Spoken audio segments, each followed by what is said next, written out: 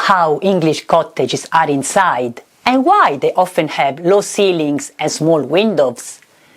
I live in a 17th century English cottage, and in this video I will tell you about the main features that are common to most English country cottages and make them so unique and fascinating.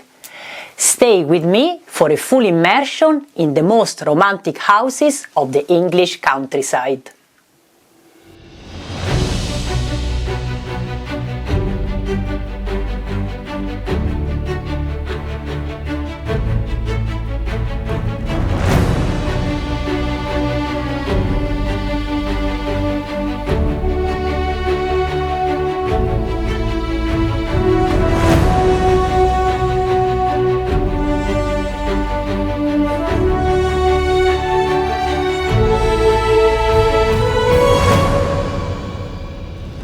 Hi everyone, I'm Laura. Welcome to my YouTube channel that focuses on the wonderful world of the English countryside.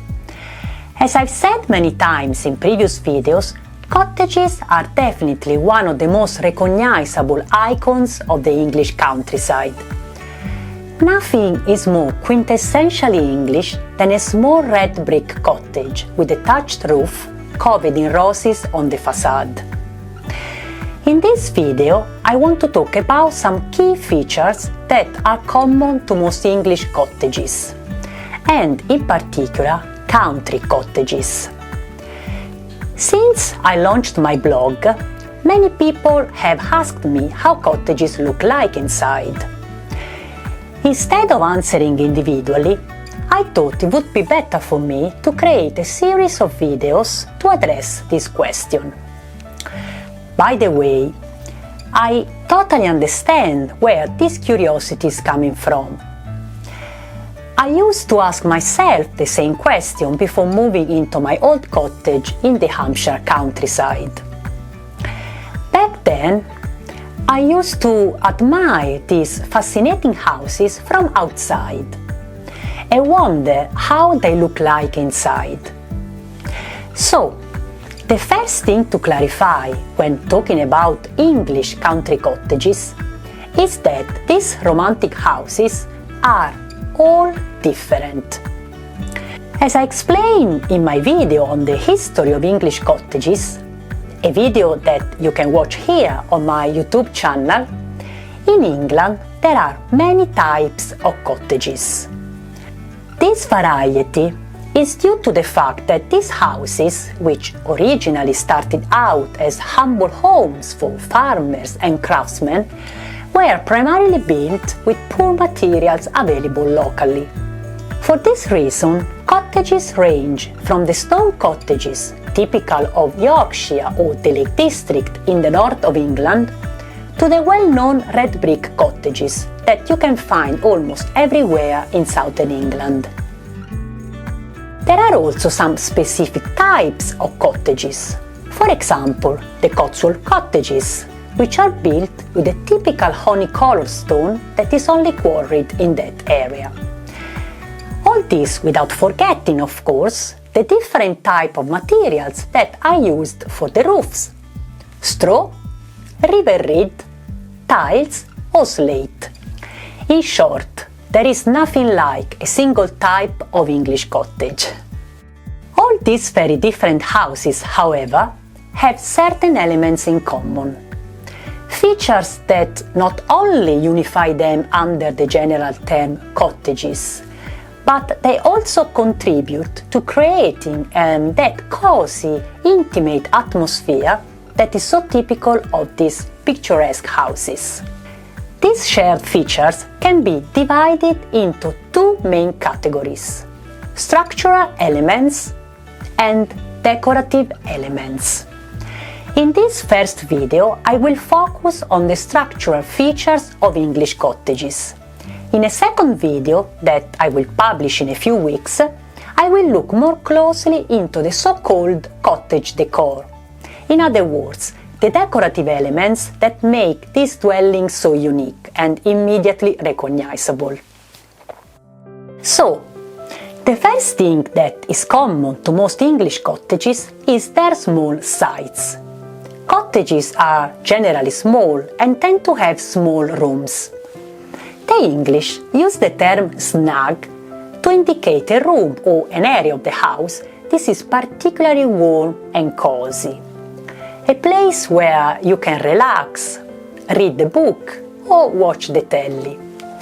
So, cottages are definitely very snug. Everything in cottages is small, tiny, reduced, and this feeling of reduced space is often emphasized by the low ceilings and the low doors that you can find in many English country cottages. Not to go too far, my own dining room, which is the room where I'm sitting now, is only 6.2 feet high. This means that to get through the kitchen door, we are forced to bow our head. This is of course not a natural move, but if you live in a country cottage, you quickly learn to do it automatically. Believe me, after you bang your head a couple of times, the next time you definitely remember to do it. But why are cottage ceilings so low? Obviously, when cottages were built hundreds of years ago, people were on average shorter than today. Then, smaller houses required shorter beams. And shorter beams are easier to find, less expensive, and easier to transport. But, above all, the small dimensions and low ceilings help to keep the rooms warm, using the heat produced by the fireplaces. Obviously, this was an essential need in a time without radiators or central heating, and it clearly influenced the way cottages were built. So, if you are looking for space in your house, cottages are probably not your cup of tea. The second structural feature the most English cottages have in common, and in particular the cottages built between the early 1300s and the late 1700s, is their reduced brightness. Country cottages generally have few windows, and these are normally quite small, although there are of course some exceptions. This fact was once again linked to the need of keeping the house warm, and specifically to prevent the heat produced by the fireplaces from dispersing outside. Obviously, there was no double glazing at that time, so every opening was a potential escape route for the heat and had to be reduced to the bare minimum. This fact makes country cottages darker than houses built in later periods, for example Edwardian or Victorian houses, but at the same time it gives them their distinctive, homely, intimate character and their timeless charm. Another feature that immediately catches your eye when you enter a country cottage is the generous presence of exposed beams. Almost all English cottages have exposed wooden beams on the ceiling, in the walls, and often in both. Again, you don't have to go too far to see what I'm talking about. The presence of exposed beams makes cottages not only extremely charming, but also gives them a warm and rustic feeling. Of course, not all cottages have exposed beams in the walls. Especially in cottages that are not listed, beams have been in many cases covered with plaster in later times. But, except for those made of stone, all cottages have an underlying structure that is made of wooden beams, and more often than not, made of English oak. Together with exposed bricks or stone, wall and ceiling beams are one of the quintessential images of English country cottages, and I absolutely love them. The fourth feature that is common to most country cottages are the large fireplaces made of stone or brick. The typical cottage fireplace is the inglenook. This word comes from the combination of the Old Scottish word ingle, that means domestic fire, with the word nook, which means niche. It is in essence an area dug into the wall around a large flagstone called hearth that was traditionally used for cooking, but also for sitting around the fire, talking and getting warm. Inglenook fireplaces are 6.5 to 10 feet wide and at least 3 feet high, and often even more. They have a large supporting oak beam embedded into the wall that rests on two lateral pillars made of stone or brick. Its main role is to bear the weight of the wall that is above the fireplace opening. Open fires and cast iron stoves are another iconic image of English country cottages and the focal point of any room. My cottage has two inglenook fireplaces, one of which is fully functioning. I often use it in winter evenings and I love it. When it rains and is cold outside, two things that are quite common in England in autumn and winter, there is nothing better for me than watching a film on Netflix with my husband on my sofa, the room lit only by the open fire, and my beloved Lilibet sleeping on my lap. Now, another structural element that is shared by most cottages is their very unconventional layout. In general, cottages have a layout that is not exactly functional and in many cases is plainly impractical. This is because most of these houses date back to the period between the late Middle Ages and the early modern era, and were built based on the typical lifestyle of that time. Back then, modern concepts such as privacy and functionality were completely irrelevant. For example, at that time, no cottage had a bathroom or a dedicated room used as a kitchen. Bathrooms and kitchens were added to cottages only centuries later through extensions of the house. However, these extensions were often built where it was possible instead of where it wouldn't be functional. And this is why, for example, in many country cottages, it is quite common to find the main bathroom on the ground floor, usually next to the kitchen. Again, my cottage is exactly like that. Often, cottages also have rooms that are directly connected to one another. So, to access the second room, you have to go through the first one. Once again, without looking too far, my two bedrooms are exactly like that. And that's not the end of it. They are also on different levels, with a low door and few steps separating them. So, when I need to go from one room to the other, I have to go down, or to climb of course, 3 steps.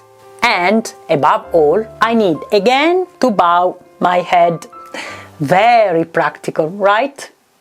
Finally, another feature that is typical of many cottages is that they don't have a single plumb wall or a level floor. As I said before, all non-stone cottages have a structure made of wooden beams. And since wood is a living material, beams usually bend and settle over time. When you enter a cottage in the English countryside, it is not uncommon to see furniture that looks crooked, sloping floors and arched beams in the ceilings and in the walls. It may seem a small thing, but it requires a whole series of practical arrangements that one would never think about in a modern house. For example, the floor of my master bedroom is so sloped that to keep the bed level, I had to put 2 6cm wedges under the front feet. And the same happens, of course, in all other rooms. All my furniture has wedges to keep it level. This is not to mention the paintings. Oh, after a few years in this cottage, I've learned not to use the bubble level when I need to fix a painting to the wall. Even if the painting is level according to the bubble, it may still appear crooked, because the wall and the surrounding beams are definitely crooked. So, better to go by eye. So, this is a list of some of the structural features that, despite the variety of styles, are usually common to most English country cottages. Living in one of these peculiar houses is definitely not like living in a modern house, and is not necessarily for everyone. The most important lesson I've learned over the years is that you must adapt your lifestyle to the cottage and not the other way around. In a future video, I will talk more extensively about how it is to live in a 17th century English country cottage and how many small and large adjustments you have to make every day to adapt to the character of these quirky houses. Have you ever been inside an old English cottage? If so, what struck you the most? And would you like to live in one of these cozy houses? If you've never been inside a real English cottage, would you like to visit one? Let me know in the comment section below.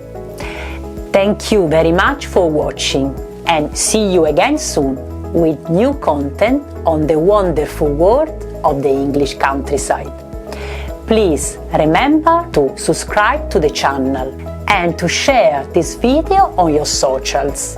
Of course, if you enjoy the content. Thank you and bye!